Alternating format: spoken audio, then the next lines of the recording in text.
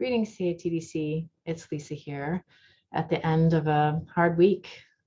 I want to acknowledge, as a leader of an organization that puts equity at the center and is committed to standing up against racism in all its forms, that we are collectively at CATDC outraged by the upsurge in violence against Asian Americans, and particularly by the murders that took place in Atlanta. Our collective heart goes out to the victims, to their families, to their communities at large. It's really hard to know what exactly to do in moments like this. I certainly know how I feel, again, outrage, sadness, anger. But one of the things that I've been reflecting on is a learning that took place for me at a CATDC workshop. It's called Power and Presence. It was for women, led by Wanda Holland Green, head of school at the Hamlin School, and Crystal Land, head of school at Head Royce. And both these women, incredibly powerful leaders with great presence themselves.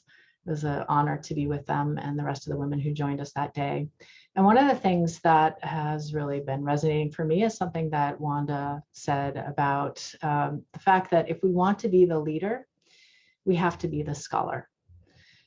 So I want to acknowledge that this is a learning moment for me, that I'm doing all I can to understand more deeply the history of violence against Asian American communities in this country, the intersection between gender-based and race-based and even class-based violence, and also what I can do as a white woman to stand in solidarity more strongly, and then also how I can act.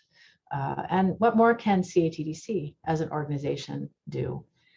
I realize that all of you in your schools have been impacted by this in one way or another, that you are learning so that you can teach your students, that you're supporting students and their families and colleagues. And I want to ask if there's anything we can do for you. In our online update here, we have some resources that we're sharing, but if there's something more, please reach out and let us know. So appreciate all the work that you're doing in the community with our students in your schools. And thank you so much. Thanks for listening, and take care.